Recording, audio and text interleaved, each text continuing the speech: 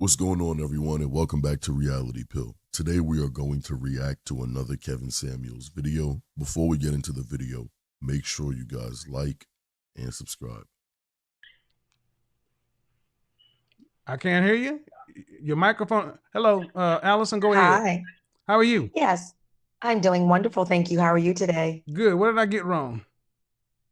I don't know if you got anything wrong. I just want to know what the solution is. I am double nickels. I'm 55. I am a yoga teacher. And, I feel good about life. I feel good about myself, but I am single. I've been divorced. Okay. And so, just what is the solution? Well, What lane, I don't do you know. really need to be? I don't know. You're throwing a lot at me. So, 55. How long were you married? I was married for 6 years. At what age did you get married? I was 36 when I got married. And you divorced 42, so you've been divorced for 13 years. Yes. Any children? No children. Okay. So why'd you wait so late to marry? I guess career, pretty much profession. I Have just you been a wasn't in a yoga teacher hurry. your entire career? I have not. I was a hairstylist prior to. So I know plenty of hairstylists and yoga teachers that seem to be able to get married just fine. I guess it wasn't exampled in my family, and so it wasn't something that I really, kind of went towards. So how about this? So, How about we just, instead of saying career, because when you say that to a brother like myself, I hear disingenuous. What I'm hearing when you really? say career, Oh, you better, wow. now let me tell you why. Okay. You want to hear? Do you want to hear it, or you just? Yes, of course. All right. When you tell me you're 55 and you're a yoga teacher and hairstylist, you can't tell me you put off marriage because of a career. Because where I'm coming from, unless you are a international business, that ain't no career to be putting anything on hold for. That's what most men hear. When you say a career, you need to be arguing before the Supreme Court. You need to have a show enough damn business. Because a hairstylist, I can throw a rock and hit 10 hairstylists on the corner and they can find husbands. I can throw a rock that way and find any massage therapist, yoga teacher, whatever, and white women can get married. So men don't hear that. The second part makes more sense. Wasn't raised to prioritize it. That makes more sense. Okay. Because at 55, when you and your husband divorced, what was the cause?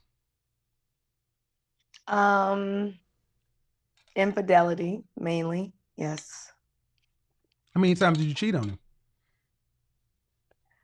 Oh, wow. That's an interesting curve that you threw. Why? It wasn't on me. Why? It was on Black him. women cheat at 4 percentage points less than black men. Well, no, that was on him. It wasn't me. Okay. Well, you said infidelity. Okay. So infidelity, was it rampant? It was enough. I stayed long enough through it enough to where it was enough. Well, I'm trying to find out, was it with one person? Was it with No, that's what I'm saying. No, it wasn't. It was with one, Okay. just one All person. right. Yeah. Okay, cool. So what was your longest relationship before your marriage? My longest relationship before my marriage, wow, was probably 3 years. And what age were you when that started? That, I'm thinking right high school, really. Okay. Was that Yeah, at I'm the end of thinking high school. It was like the 10th grade to my first year in college. Okay, Yep. so from 16 to 19. Yeah. Okay. Then you skipped all the way up until 36. Well, not that I didn't date. I did date, but serious relationship. No. I'm just counting serious relationships. Yes, certainly. 16 to 19, then all the way to 36. And then you were with this person for how long? You were married for, you guys get together 6 years total or married 6 years? I would say 7 years total. Okay, so you knew him for a year and you were married for 6. So here's your, so if I mapped out your relationships, you were born in 64, 65. 65. 65. You were Yes. with somebody from high school, 10th grade to your freshman year in college. And then from that point on, from 19 to 35, double, almost twice your lifetime, you had no serious relationship. You met somebody for 1 year, you married them, and you divorced after 6 years. And then you've been single for 12. Your entire life, you've been single. That's fair. Yeah. So you don't have Factual. well, yeah. So you don't have a track record of being with a man. You don't have a track record of cooperating with a man, serving a man, anything like that. You Oh, haven't, I served my husband. No, I definitely served my husband. ma'am. He would tell you that. Ma'am. I'm not trying to insult. I said a track record of serving a man over the long term, over a life. 6 years in a marriage. I'm not taking anything away from that, but I'm saying it's over a period of a lifetime. That's what I'm saying. So the future going forward, what is it you would want?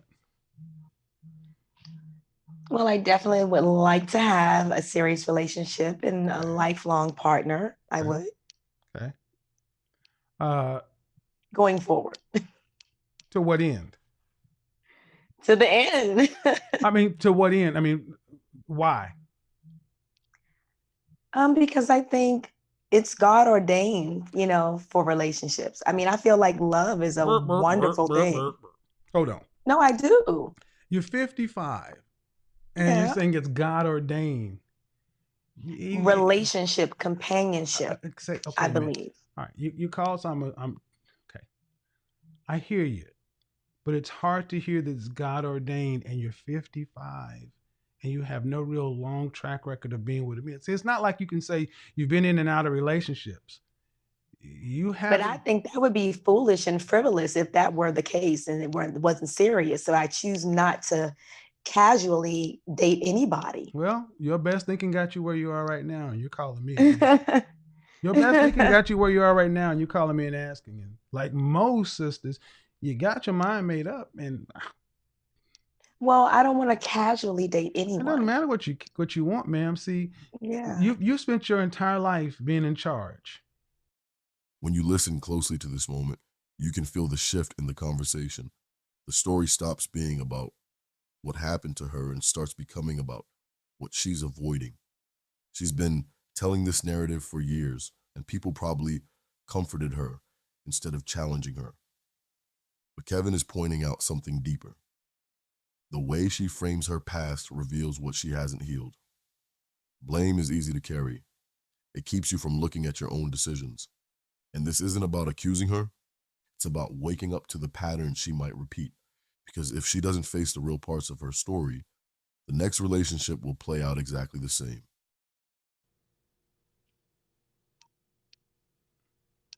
I guess a great portion of it. You're 55, ma'am. You have your entire life.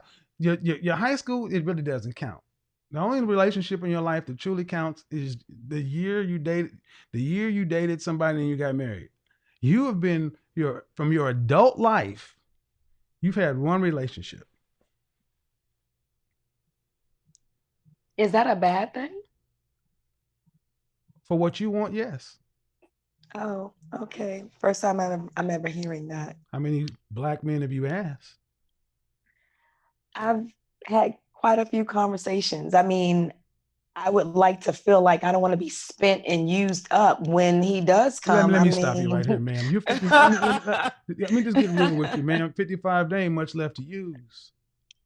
It's a lot to use. Trust and believe. Oh no, I'm not gonna do that. I'm not gonna do that. See, we allow our sisters who are you're half 100, and you're talking like you're in your 20s, like you got all this time and all this the juice left, ma'am. You're almost retirement age. Talking like you got all this time left. And see, that's how I feel. Do that, and we. But I that's feel how you like feel. that. I don't give a damn how you feel. You were born in 1965. Okay. You're old. Like me. Talk like it. But you're talking like a young, Well, silly girl. why am I? Well, okay. That's what I'm saying. I don't feel silly, and I definitely don't feel I old. don't, but it's not about how you feel, ma'am. And It I'm not trying to is. insult. Okay. See, and you know, and here's what I'm doing. I'm coming It's at you. not Here's, about how I I need you to listen. feel. I need you to listen. I need you to listen. I need you to listen. Okay. Hmm. I'm purposely triggering you to see how you're going to respond. And see how you're responding? This means you're not really cut out for a man like myself or somebody on my level or really anybody. Why would you say that? Because, man, You you're think not I'm even. responding irrationally? Go back and look in the chat room, man. Because when you say me, Well, I'm when you tell looking me at on 55, my when you tell me at 50, Zoom. no, no, when I go back and look in the chat room when this, I'm not looking at it either.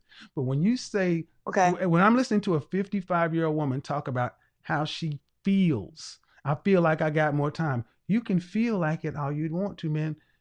Man, 55 years old. Think about when we were children. Okay. Think about when you and I are roughly the same age. Your grandmother, do you feel like, how old was your grandmother when you were born? No, you making me challenge my math skills. How old was my What year was your grandmother? grandmother born? She was born in 1917. 1917. So 1917. So my Yes. grandfather was born in 1919 and 1924. So your grandmother is 7 years older than mine. So so you got to tell me when you were looking at your grandma at 55 years old, you saw you. No. What did you see? I Exactly, just saw and that's I what just you. saw my But grandmother. right, but the thing is, when your grandmother was 55 years old, could you imagine her saying what you're saying? My No. grandmother, now she was special. So Well, apparently so. But you get see when I put it in context like that, man. See, here's the thing: most people won't risk telling older black women the truth because one, most older black women don't want to hear the truth. Two, you got so many things to keep telling you what you want to hear, but the reality is at 55, what is the average lifespan of a black man in this country? 77, I believe, 76 for a black man. 71. Actually, 68. 68, and the average It's gone lifespan is for. down. Mm. Yes, it's actually gone up with the marital rate decreasing. So men, so the men you will be dating, how many men are left in your age, in your generation to date? Oh, I don't know those statistics. I'm sorry. Well, you're a late millennial, but you're not a boomer. No, you're So right. the men that are age appropriate for you are dead or I mean, there's not a lot of men, and they're not looking for women who have no relational history. If they're looking to have a partnership, ma'am, guys are going to say, what are we going to get from this?" And you may be a lot of things, but do you have a history of cooperating with a man? And your life says that you don't. That's not an insult. Somebody looking from 18 to right now, they look at 37 years. And only for a period of 7 years do you have a history of cooperating with a man. Does that make sense? I'm listening. I'm not sure if it makes sense, but I'm listening to you. Okay. Well, any other question I can answer because I don't know what else to say. I mean, I mean, your life, it's your life. From Well, 18, according to you, I'm in the grave. you're close there. Okay, you're close to the grave. You're closer to the grave. You're closer to the grave than you have more time. And see, that is one of the things I am trying to get, especially people in our generation, to stop acting like we're so young because we're not. Just because But we I'm in don't, health and wellness. My I whole don't mindset is care. You're different. still It 55. It's okay, but my All life has all right. been in health and And wellness. how And is that so working out? Good, but how's that? But it's not about you and your life. It's about but if I don't take care of me first okay. You're and right. prepare You're right. myself You're right. for You're right. the person that God is going to send my way, then So I no, mean, ma'am. Let me go ahead and knock that. Let me but go you, ahead. Let me go ahead and. but you let know me, what I've heard you no, say? no, no, no, no, no, no. Let me go ahead. And, no, no. You're not gonna over talk me. You're not gonna put this shit off on God. You're not gonna put this off on God. And she's still talking. You still talking. I had to mute you. You roll your eyes all you want to. I'm looking dead at you. And you still talking. Mute it. And you wonder why we don't deal with older women. Because I'm sitting there talking to a woman who is 55 years old trying to tell me that you don't feel 55 and because I'm in health and wellness. And go ahead and unmute yourself, man. Well, what else am I supposed to say? If I'm in health and wellness and I have for 30 years been in this industry, taking care of myself, preparing myself. For what? Doing it. Preparing yourself for what? For the rest of my life. You just said for the man that God sent you, right? Exactly, but okay, that's still for the rest of my life. So I need you to answer me a question. They are synonymous. Excuse me. I need you to answer me a question. Are you a Christian? I am a Christian. So is marriage and relationship a God ordained or is it a natural choice? I would like to say for myself, it's no, ma'am. synonymous. You're a Christian. You're a Christian. You don't get to pick your Christianity. Please answer according to the Christianity you say you believe in and you're trying to stand on. It's God ordained. It is not God ordained. It is the natural choice. I taught church singles ministry in 3 different churches. Okay. And we had go look at my broadcast about 3 weeks ago talking about Christian feminists.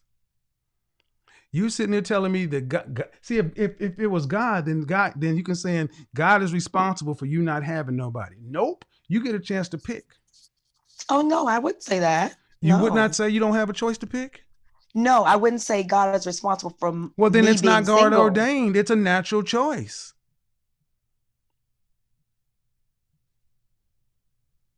Have you ever sat down with a counselor or a therapist? Oh yes, absolutely. And were there's any clinical diagnosis? No, it wasn't. Did you talk about relationships? Absolutely, yes. And what was the and what did you ask? Did you ask what? What did you ask your therapist? I mean, several different questions. It's been definitely years ago, but yeah, several different years questions ago. How along long those ago? lines. During the time I was married. Okay. So you got married at 36. Yes. So from the age of 19 to 36, you never consulted a therapist to find out why you were by yourself? Not from that time, no, I did not. So you saw everybody else in the world getting married, moving on, and you didn't think there was something a little out of place? No, indeed. I didn't. Exactly. And again, it's not like you had this high power career. You were a hairstylist. But you had clients that came in who were talking about husbands, children, family. But you didn't have any of that. Right? Correct. And you didn't think there's a reason. I did not. Well, no, sir. I'm just saying. So again, and no one and who could risk talking to you and telling you? See, a big part of us trying to resolve any issues we have is admitting there's something off, something wrong. And I would say that if you say what you want, if what you say you want is true, in a life from 18 to 55, you have 7 years of cooperating with a man. Most of your life is spent in not cooperation. I don't understand how you expect to get something out of that when you have no track record of it. You haven't even explored it. And this is what makes me so frustrated about so many of our sisters. You leave so much of it in God's hands. And this is bullshit. TD Jakes, one of the best messages I finally heard him say was, I'm tired. Stop quoting me in your house. I am a man. It is not God's to make you a man. You have to become a wife to be found. And so many of our sisters just feel like, I'm just going to go out and live my life and do my thing. And all of a sudden, husband going to knock on the door. My suggestion, ma'am, is if you really want what you say you want out of life, you gotta first off, you gotta answer the question why, and then you have to answer the question a lot of guys gonna ask: what do you bring to the table? Why would a guy want to couple with you, partner with you? What are they gonna get out of it? Because at this point, there has to be some sort of negotiation. It's the best I can offer you. Well, I appreciate it. Thank you so much. Have a great night. Mm-hmm. You too now. She's a young woman trying to hold her life together. But the truth is simple. She's been surviving, not building. And Kevin saw it immediately. She's floating through life. No stable job, no support system, no solid foundation, while raising a young boy who needs structure more than anything. Her story isn't about Germany, the divorce, or the other woman. The real story is about ignoring problems and making choices without thinking them through. She trusted the wrong plan because she didn't have a plan of her own. She followed a man across states and across oceans, believing loyalty could replace preparation. And when everything collapsed, she was left without skills, without confidence, and without clarity. That's why Kevin kept pressing her, to break the narrative she built around being blindsided, not to shame her, but to wake her up. And now she stands at a crossroads.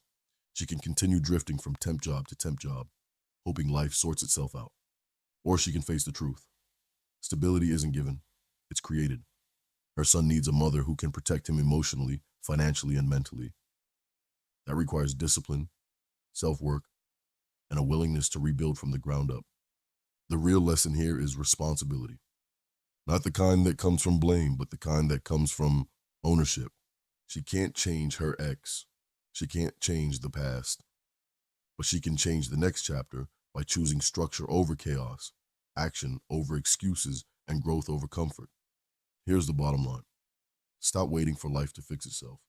Stop hoping someone else will come save you. Start building your own foundation, even if it's small at first.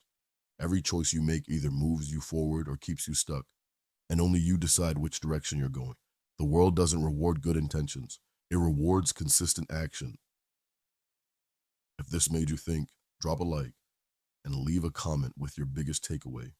Subscribe for more breakdowns that cut through the noise and get to the truth. Thanks for watching, and I'll see you in the next one.